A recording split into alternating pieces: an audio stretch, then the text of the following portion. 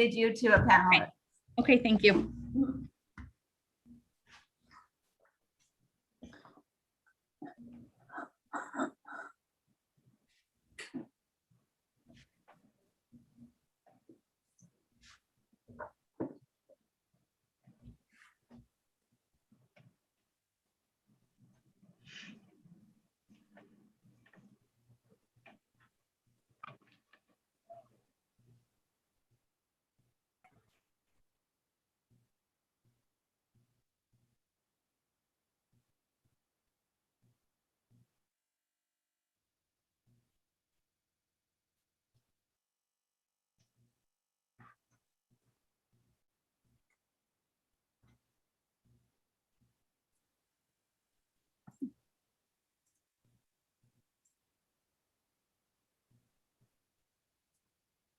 Okay, we're going to begin our noon lunch and learn.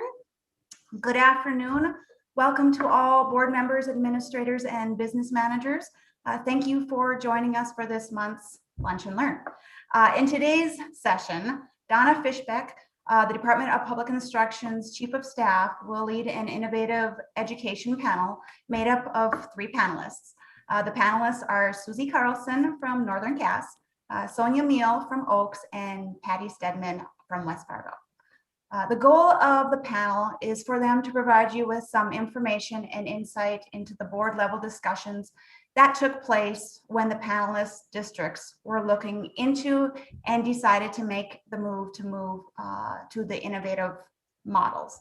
What questions or concerns they had as board members, what questions or concerns their communities had, and how they answered those, and what they've learned, and if they've made any changes.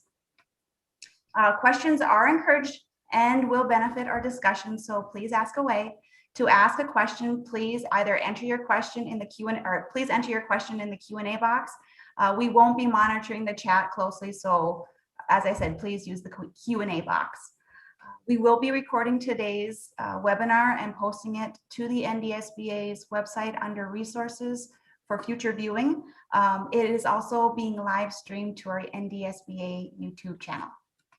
I'm now going to hand it over to Donna to begin the panel discussion. Thank you, Donna, and to our panelists for joining us today. Okay, thank you, Rebecca. And I also want to thank the 3 panelists, the 3 school board members for attending today. Before we get started on that focus, I just wanted to let you know that Superintendent Baszler was going to facilitate the panel, but unfortunately with legislative duties was called out. And so I am happy to be here. I am a past board member, 9 years. I served on the Mandan School Board and am interested always in the school board perspective, which is really today's town hall. I want to introduce, I do have a partner today. We're going to tag team with questions because she really has worked with the districts with this initiative. Ann Ellison, you want to just introduce yourself, Ann, and say just a quick snippet? Hi, everyone. My name is Ann Ellison. I work for the Office of Academic Support here in the Department of Public Instruction, and I'm happy to be here today to focus on innovative education programming. In particular, the districts here have been working on personalized competency-based learning, but myself plus others in the Department of Public Instruction also provide supports on districts pursuing innovative practices, whatever they might be. So whatever statutes or barriers are in your way, we can help you in the Department of Public Instruction how to navigate around those or through those, around those. And that's through our innovative education program model. So I do provide support around that as well. We're happy to be here with business managers, board members to support you in your education journey. Okay, thank you, Ann. And again, we want to just now begin and just kind of hear from that, from the districts and from the school board members, when this innovative education PCBL journey began with your district. And so why don't we start with Patty? Hello, everyone. My name is Patty Stedman, and I'm currently serving with the West Fargo School Board. And we're relatively new to this innovation. We've been working towards project-based education for quite some time. but it's still pretty new for us. We're excited. We've had lots of great conversation with the community, which I can share. So for me, we're beginning that journey where some of the other districts are kind of living through that. Thank you. Then Sonia, do you want to share your story and how that conversation maybe began in your community? Sure. I'm Sonia Meal, and I am on the Oaks School Board. We have about 500 students, K through 12. I'm in my 9th year on the board, and we have a couple of different innovative initiatives going. The first one, we started a FlexMod scheduling back in school year 2017-18, and we also joined the PCBL cohort with Ann Ellefson and KnowledgeWorks. And we are in the midst of both of them. The FlexMod scheduling has been modified and is under continuous efforts to improve and change, as everything is in our district. Okay. Thank you for sharing. And we'll go over to Susie then. Hi, I'm Susie Carlson. I am with in my 12th year with Northern Cass School Board. So I've seen, like our other, everyone on the panel, such change. It's like a complete difference from my year 1 to now. And we started our journey towards this, where we actually started what we called the Jaguar Academy in 2017. And that started opening up the door to the project-based, to this personalized learning. We're in our 3rd year, in a sense, of a 3-year purposeful rollout, but as we all know, personally, it's never finished, it's never done. So it's just, how do you continue to capitalize on that? And it's really with the forethought of our 2 past superintendents, one being Dr. Burgett and then now Dr. Corey Steiner, that really brought this to fruition with just the support and the buy-in really of our administration and then our educators. But we'll get into a lot of other things a little bit more deep, but through this conversation. But with that, I think we're definitely, with a lot of the payoffs and such that we're starting to see now, again, which we'll visit about, it's needed to be very purposeful, and we're starting to see its benefits. And I'm going to take the next question, then I'll let you follow up with a question. But as a board member, what questions or concerns did you have at the start of a conversation of, the PCBL journey, and how were those questions answered? So I'm not sure who wants to take that one first. Well, I think I'll start with that one. For us, when we first started in this journey, I loved the idea, but I kept thinking, how are we going to make it happen for 12,000 students? We're not talking. So, when you look at their journey, you think, well, this shouldn't be a big deal, but we have 12,000 students, and how we're going to individually plan each one of them. So I think what we started was, we were excited about it, and then moved into, taking baby steps. What would it look like? And when we started doing that, we found out it was probably not as big a journey as we thought it would be. But until we got over that hurdle, and that took a lot of community conversations with our parents to understand it's not just a buzzword, what we're truly trying to accomplish at the end. And I think with all of their help and our administration, our teachers and their buy-in, I think it took a little while, but they got excited to see what the possibilities. And then with COVID last year, I think now we've seen even more that the online learning and individualized just sort of was a stepping stone to that. So I think this year it will be smooth sailing. I think we'll see lots of fun things happen. Okay, thank you for sharing. What about you, Sonia? Well, I'd like to remind you that I mentioned we have at least two innovative efforts going on, and I'll contrast the 2 of those The flex mod scheduling is something that I learned about when I went to a School Boards Association convention breakout session in the fall of 2017. And it was put on by the administrator from Legacy High School. And I just felt ready. This is too big of a change, but we were being advised that you just like, why is this taking so long? This can't possibly be this difficult, because I think back to when I was in elementary school. Oh, here, you read the 3rd grade book, even though you're just in 1st grade. And, we did so hard. Why does this take so long? So that's my contrast between the 2 initiatives that we're doing. And Susie. Yeah, so I'm so glad I got to hear Patty and Sonia. And so to piggyback off of that, conversations being held and kind of the challenges with that. I think I have so many thoughts going through my head, because there's a lot to this, and there's a lot that you kind of break it down. But at the end of the day, it's all about our learners achieving their education success really at their pace. And so back in 2017, when the JAG Academy was for our in our middle school, where they were doing more of the online education, and they were working at their own pace. And that was really kind of the introduction, and learners didn't have to be in it. They could opt in and such. And so that was our first kind of test with that. And then there was, and then the spring of 2017, 2 of us board members, and then a couple administration and then educators, we went and visited Lindsay Unified Public School in California. Incredibly eye-opening when you see it there, and kind of to Sonia's point too, where it's like, the moving fast, and this takes a while. And Patty, in saying too, like, there's just so much, because it is true. Because I have thought about that, just being really concerned with being able to bring everyone along, and kind of just a whole new mindset of thinking. And happy to say we're there now. Of course, there's always more work to do, but we're more there than we thought we'd be at this point. So I'm going to pose the next question, and Don, I'm going to blend from our list of questions as well as taking a couple from the chat. As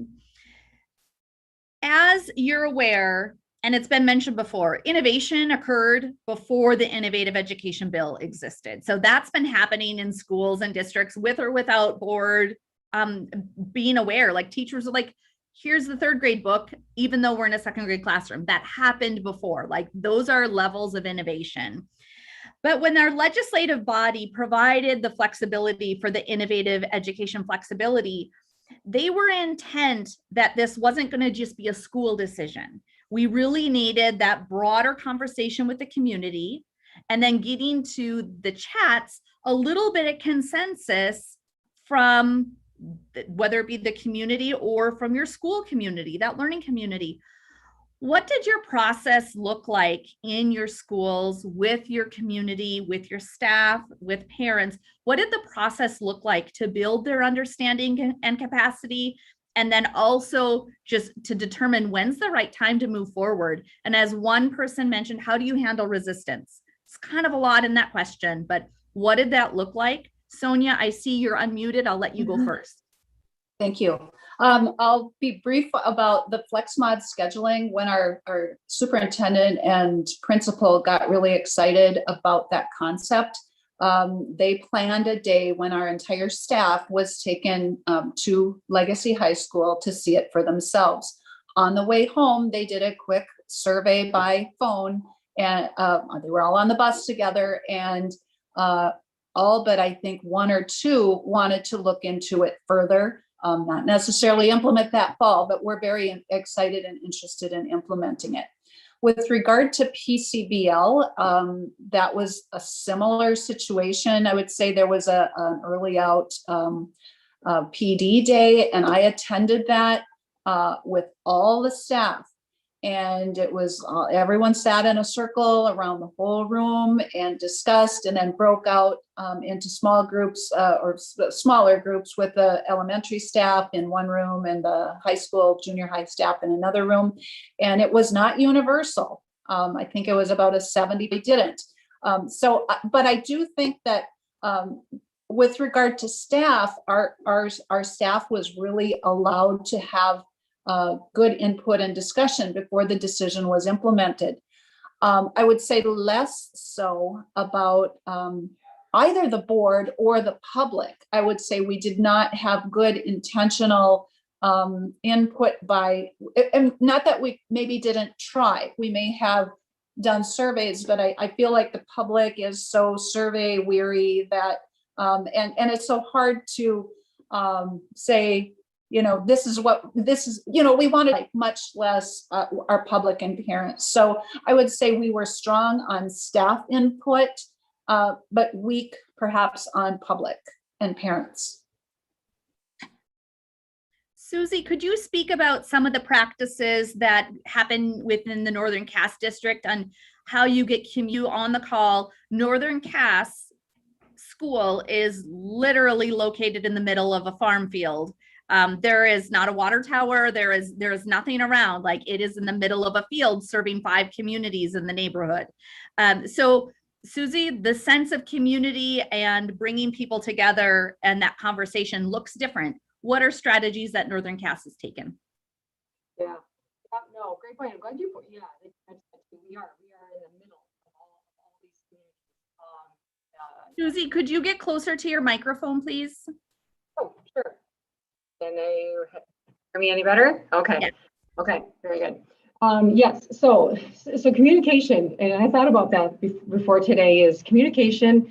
We think we're really nailing it and we're doing good communication, regardless of what it is about. So we knew we were going to need to communicate. We had great support, buy-in. Of course, with change comes, a little bit of nervousness. I've been doing it this way. How are we going to do this? We had there's a lot of support, but in that communicating, I know we held many community meetings. Back 3-4 years ago, we were able to all convene in the auditorium, and then we'd have multiple nights of that, where our superintendent and our admin could talk about what, how this was going to look, what it was going to do, and its benefits. And then I think, again, starting off at that JAG Academy, it opened everyone's eyes as to how that could look. There was nervousness, but it was just going to be all online, because JAG Academy was a lot of that. But we really stressed that, no, this isn't about just going to online learning. This is about, again, what I said before, meeting that learner where they're at, and them having that learner agency, really, to be able to own that. And so again, it was really kind of open forum meetings. It was,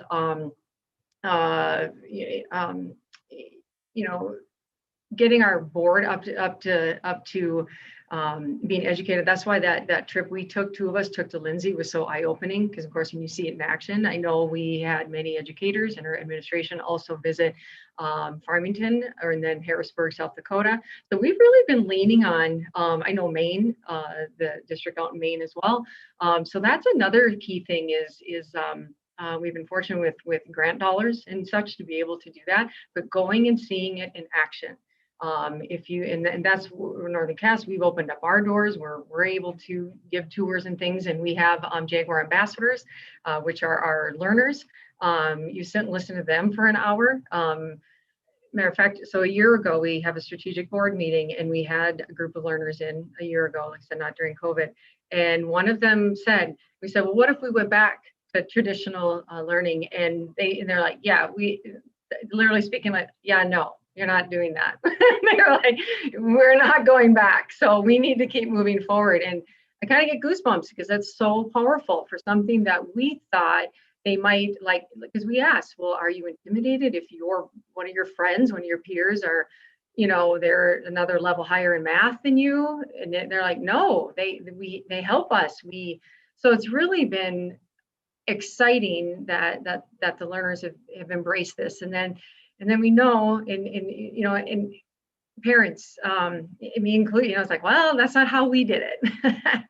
I think because of many schools throughout the state are moving forward, and we're all doing a piece of it, and we learn from each other. And I know we're working with Oaks, we're working with West Fargo and Beulah and New Rockford, and there's a lot of synergy in that. And then I think our parents and guardians go, oh, and then to have their kids, their own learners, be excited about it. And I don't want to say it's not just all roses and everything. We're definitely working through some challenges, but that communication piece and being able to, for people to see it in action, in going to some of the schools, even in the statewide that we have, and going and learning. And I think that's the thing, is like we're constantly learning from other schools. Like we don't have it all figured out. And then bringing educators that are maybe struggling a little bit more with Empower, or how do you get the education in the system for them to be able to use. And so, yeah, there's a lot to it, but hopefully that was a little bit helpful. But just communicate and communicate some more and show real examples. And once your learners get on board, it all speaks volumes. Right. The learners definitely share a lot of impact in their voice. Patty, you represent you're a board member from one of the probably most diverse districts in North Dakota. So consultation, communication, involving your families, what did that look like in West Fargo? And what does it continue to look like and evolve as you've been as a part of NDPCBL?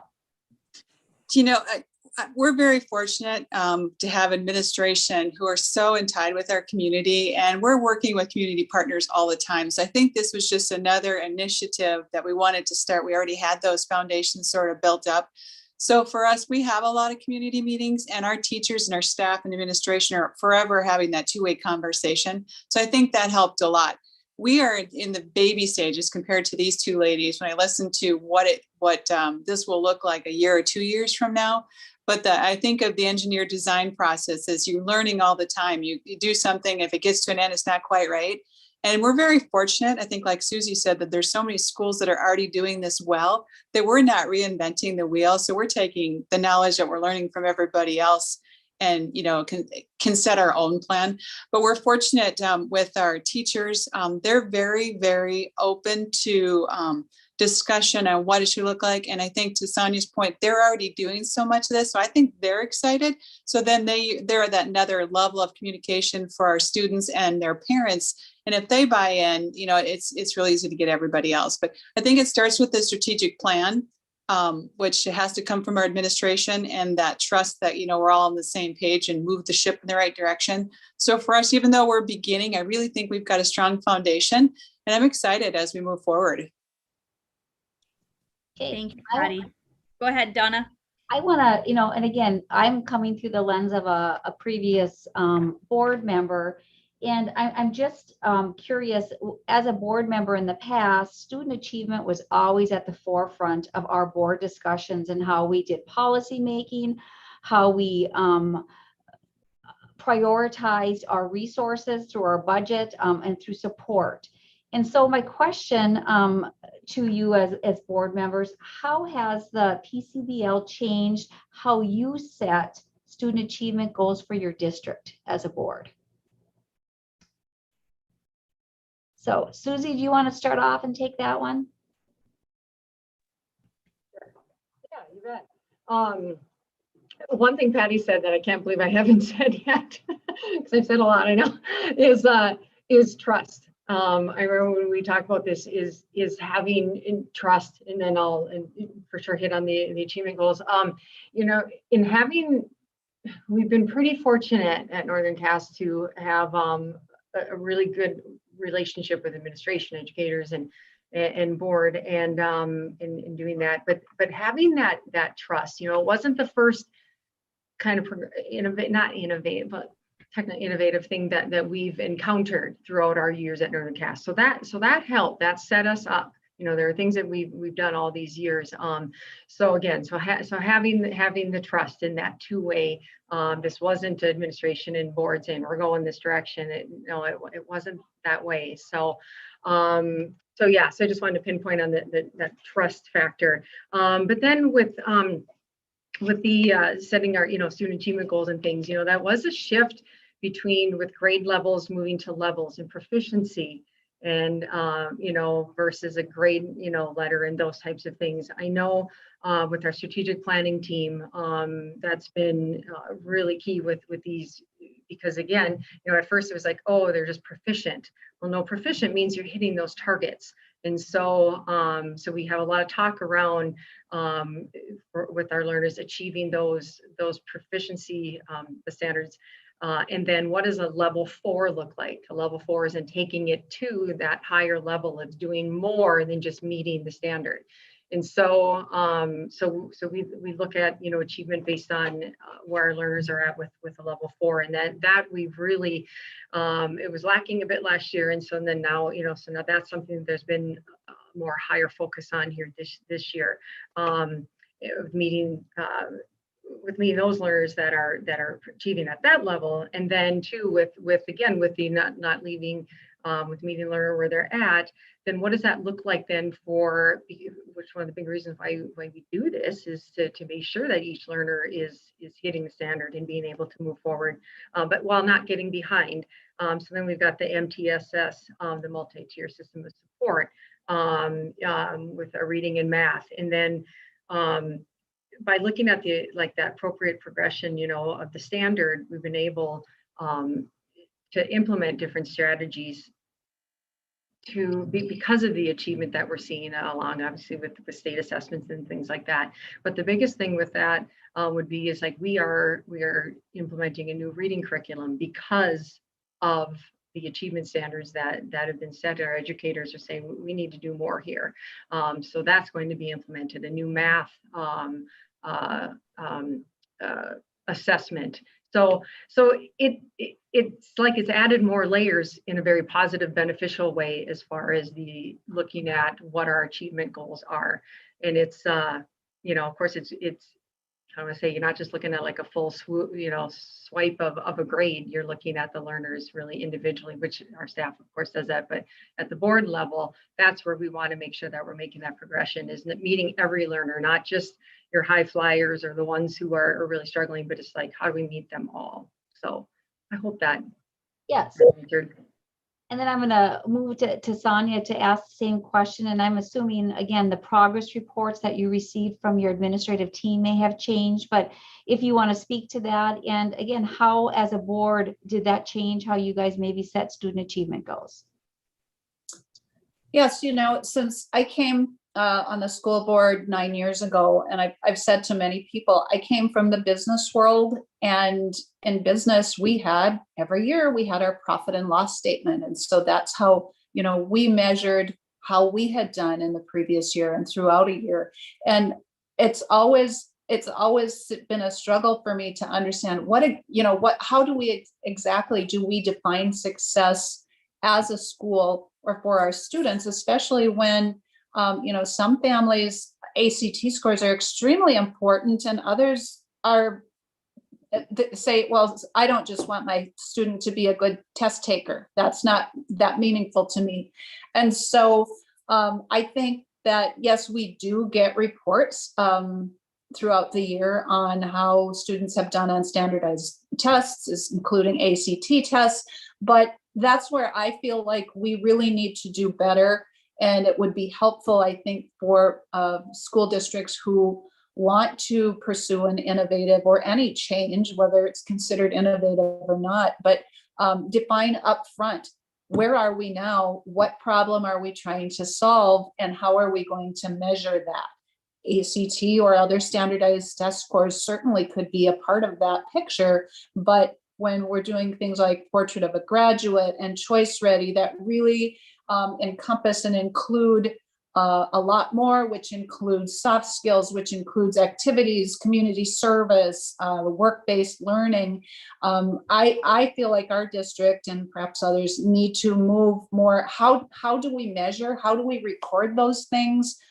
Does each student need to have some sort of an electronic portfolio when they start 7th grade or a certain grade, and keep track of all those goals and experiences that aren't just either an A through F or a 1 through 4 measurement of an academic achievement. And it's a struggle, and we need to do better.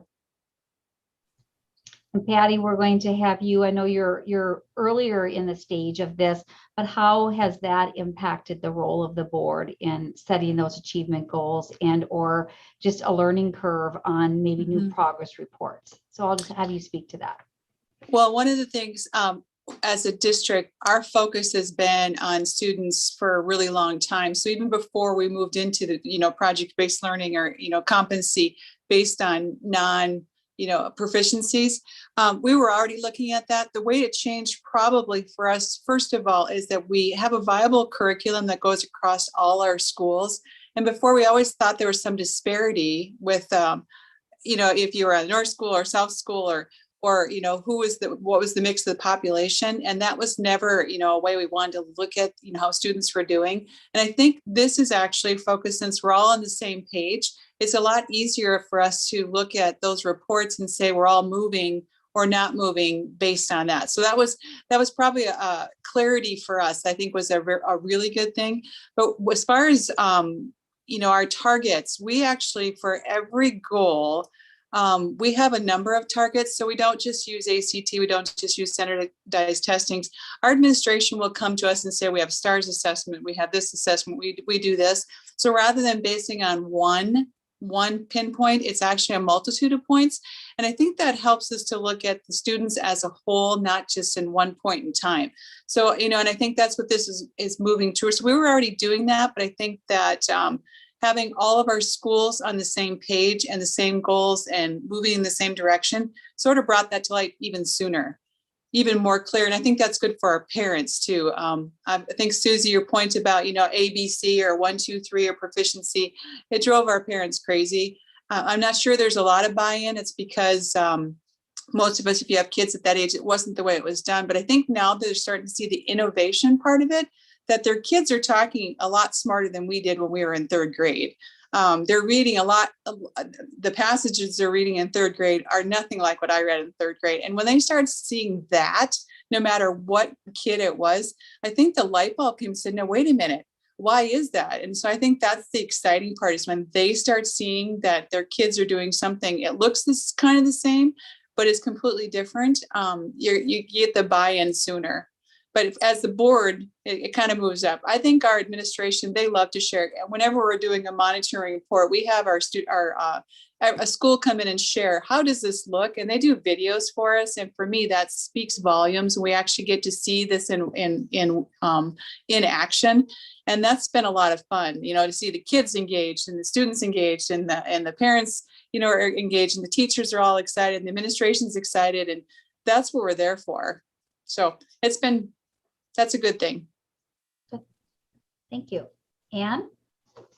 So a question that I would have, if you were speaking to another colleague, another board member in a district that really wants to inspire some change to happen, what strategies or what would you provide as a way? We've heard a few things, like go visit other places. You only know what you know, so see what else is out there.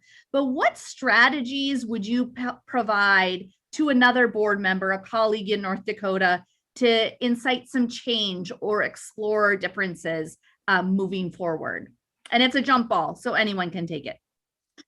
That's an interesting question, Anne. It's interesting for us that our board, we're involved in decision-making, but we're not in the decision-making process. So often our administration, we can maybe ask for that idea. We can say, we're kind of interested in that, but we actually rely on our administration to go out and do that research and study to say, this is right for us, this is not right for us, and then come back as a board and convince us, or then at that point, we may go out and do some of the things that Susie was talking about. But until that point, I don't know that I would say we would actually go to our superintendent and say, we need to do project-based learning. We're going to legacy. I don't think we would have as much power as, some of the smaller districts when we have as many kids as we have. I'm not sure that would happen. We could maybe entertain the idea, but I don't think it would fly very far. I just piggyback back off of that with Patty. So again, I think of things as I hear the two of them speaking too, and really, even though our school's that size too, you're right. We've had a really forward-thinking administration and educators, and that really come to us too. I mean, it wasn't, to Sonia's credit, I didn't say, hey, yeah, let's do it. So that is awesome. That is amazing. And but at the same time, with some strategies, like if you're on this call listening, going, God, we should do. I think by taking the opportunity to see, at least I'm just speaking from experience, not that everyone needs to go to Lindsay, California to see what they're doing, but it was it was eye-opening. And we literally had conversations with their level 2s, their second grader, and we toured and things like that. So that might be a strategy if you're thinking, I'd really like our school to really look at doing this. Come, visit another school, come visit Northern Cass, have those conversations and speak to some of the learners.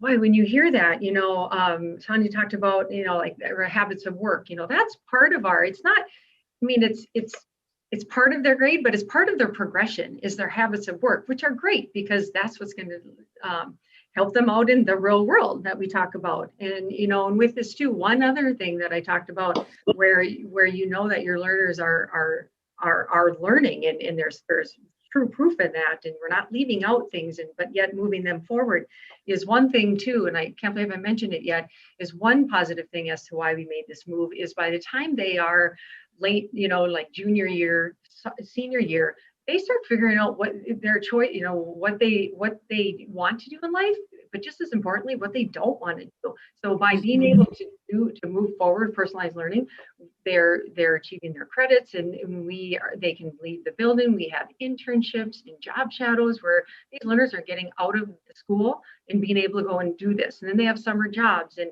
they're really like, I thought I want to be a veterinarian, but then I went, and I'm like, that's not what I want to do.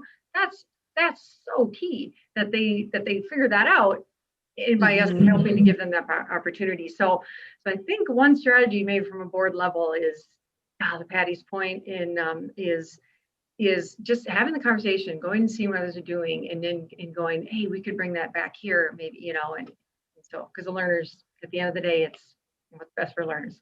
So yeah. I guess I would add that for anyone that has more than one child in their household or that they have raised, I point out to people that my 2 boys, maybe other people would look at them not having raised them and they'd say, oh, those 2 guys, they're the same. But yourself, if you have more than one child, they're different. They respond differently to different things. They have different personalities. And I often think about, if my kids and I want to learn how to do or learn about something, and we both Google something, my kids might go directly to the video where I go to the writing.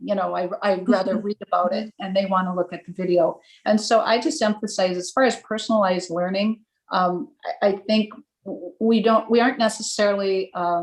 kids aren't necessarily being encouraged to learn different things, but learn in the ways that work best for them, and just look at your own family as to how it works for you and your own family. Further, I'd like to point out that, the traditional education didn't work perfectly for everyone either. We had kids that didn't finish high school. We had kids that struggled in various classes. And it makes so much sense to me that we try to tailor learning to the student's strength of learning style and preference. Not that we would ignore if kids prefer video learning, well, they still need to learn to read. But if they're struggling, maybe we just need to figure out what's a better way to approach it for them. And those are the recommendations I would give to others considering changing learning, implementing innovative practices. So Donna, you are muted. Would you like the next question? I would like the next question, and then I think we could go to Q&A or have you round it off. But I know all of you in your districts are at different milestones or points in this PCBL journey. But share with those on the line and those that will be listening at a later time, what you see as your district's greatest benefit from this or success so far. And we'll just put that out to whoever wants to start.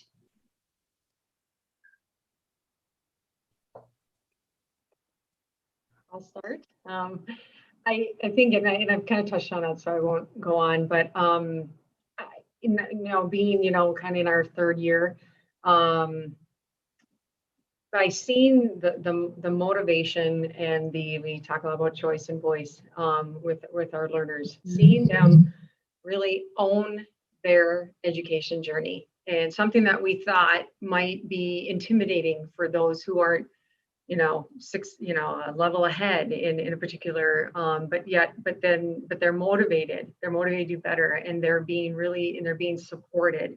And again, we're, making it better, all the time, but even just from the software and the LMS system we're using to manage all of that to just even the educators really owning, and Sonya's point, where it's different types of learning. In one classroom, it might be 4 different ways that learners are all learning at their own level. And so gosh, yeah, the benefit and the success is seeing them own that and getting excited about that and being motivated to continue to want to do better. And then to see our learners that are about to graduate and such, having more of an idea or more of what they want to do, and being able to go have that internship or be able to job shadow or to really prepare them. That's, we're here to prepare them for what comes next. And I feel like that is going to be our greatest benefit in the success. And that too is helping, because now we're living to a little bit more, parents are starting to see that with the learners from last year and the graduates and things. And so now I'm starting to reap those benefits a bit of people going, okay, like this works again. We are not perfect. We can be doing things better, and we know, those things need to be, but that is, and it's all that the hard work by many are starting to really be a benefit for these kids. And for the workforces that are going to get them someday, or the military, Exactly. or their career, exactly, whatever choice they make. So, yeah. Patty or Sonia? I like I think Susie summed it up really well, but, choice and voice is always the center of our conversation. But I like the autonomy that it gives our educators, because we have some of the best teachers in the country. And I think some of them have probably felt like they couldn't, keep accelerating kids, or they didn't have time. And now it's just like, it's open. Whatever they want to do, if the kids are ready to go, they just take them there. And I think that's I think for them, for so many of them, I think that's probably, exciting for them as well. Because, grade levels in books, we've kind of done that in the past. But we always wanted to take kids out of the classroom. We had, so if they needed support for the upper, or we're always taking them out. Now we're keeping them in, saying, no, you can do it here in the classroom. They're staying with their peers, and they're just moving ahead. And I think that's a big change. And I think that's a benefit for those who need help and those who are gifted. So I think that'll be the biggest success from this. I would say one of our most success, I think, or our most progress on this journey has occurred in our elementary school. Maybe I shouldn't say that it's easier, but I just think we've made more progress in the elementary. But I am starting to see and hear more about collaboration between our campus is 2 buildings connected by a central office. And I'm starting to see more and hear more about the junior high teachers collaborating with the upper elementary. And so that they're saying, well, no, they don't know this yet. And so making the observations and the adjustments that they need to make so that students are ready to move into the junior high and high school. And this year is the first year that we've implemented a personalized learning coach. And I know he is working with teachers throughout both of our buildings, and some success stories there. For example, one high school teacher was struggling with, well, what are some ways I can implement individualized learning and instruction in my classroom, and getting ideas from elementary teachers and just collaborating with each other. And so I feel like maybe I'm wrong because I'm not in the building, but I feel like our staff has gathered and rallied around this and tried to make it the best they can and grow with it. Anne, I'll let you wrap this up. Sure. So first, before we ask our closing question, if there's any additional questions, you can go ahead and put them in the chat. Something I do want to recognize with all the districts that are part of PCBL, we've spent some intentional time regarding developing their profile of a graduate, their profile of a learner that aligns to Choice Ready and aligns to that district vision. And having that sound visioning process, I think, has been so critical in order for you to move your learning communities forward. So I know that is a question that has been in the chat, and how that's evolved. I don't know that the vision has changed, but I think strategies to get at that vision and to move those needles forward are what's changed. But in closing, if you'd like to speak about POG, your profile of a graduate, profile of a learner, or that strategic visioning process, but what advice would you have for other schools and districts that are considering personalized approaches? What are those most critical steps that you've taken as a learning community so far?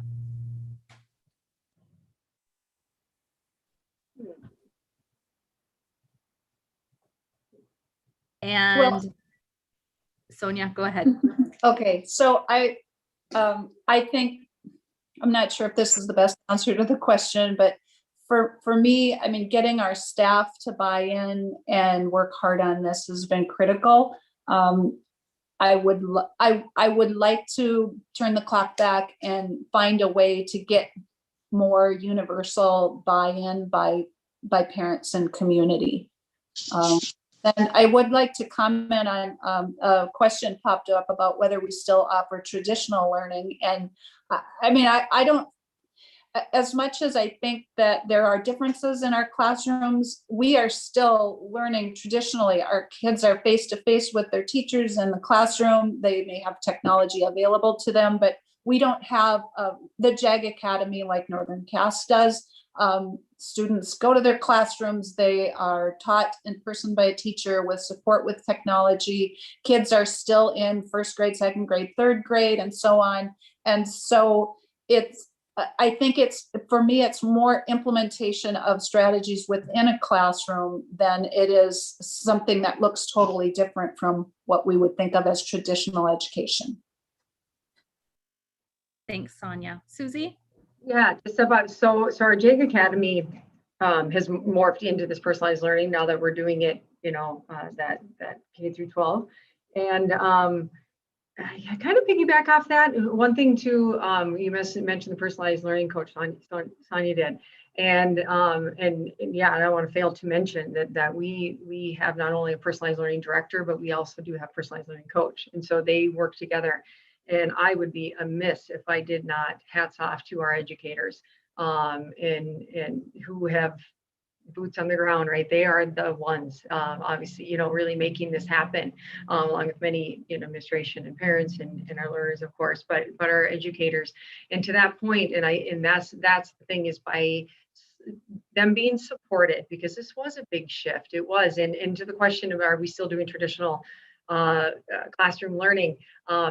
That's the thing. It's like, I hadn't, you stop and think about that, but there's the face-to-face and there's the different, maybe you have a pod of learners over in one kind of side of the room and they're on their iPads, and then you have, the educator takes, okay, I'm going to take, these learners and we're going to do this.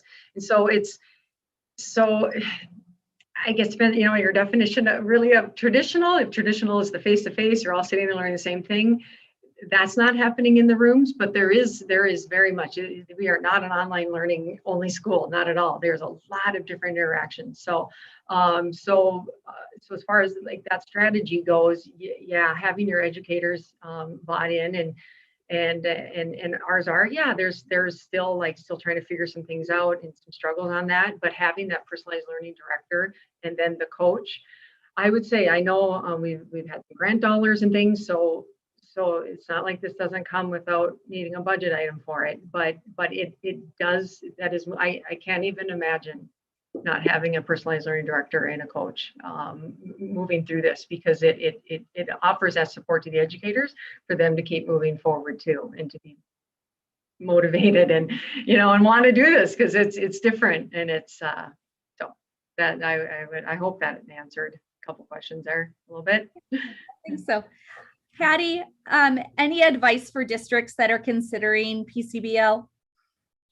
I think, today we had lots of great questions, and I think that's where you have to start is what do you want education to look like for your students in your district? And, is it going really well? I mean, if you think that everything's perfect, you're probably not going to want to change what you're looking at. But if you look at the opportunities, sorry, that's my dog in the background. You'll interrupt for a minute.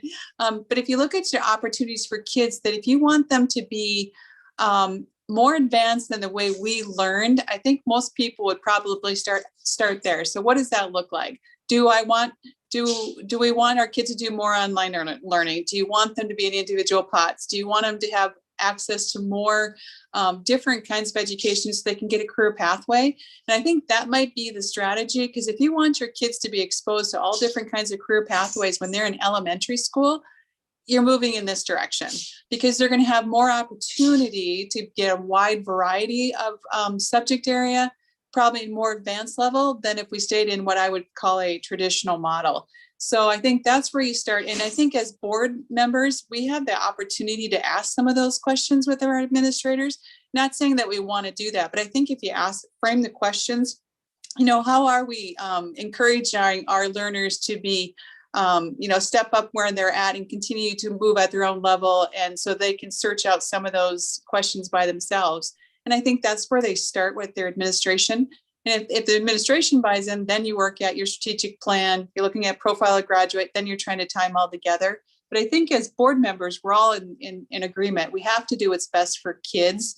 And if we haven't heard it once, we've heard it 100 times, that we're looking to our kids to take over jobs that are not even been invented yet, or even so. If we know that, we have to change education. And I think if the conversations move in that direction, so I think every board member out there, every parent, every administrator, teacher would realize we have to change. We can't do education like it has been done the last 50 years. So that's where you start. Just asking some of those open-ended questions. And I think it'll lead to this eventually.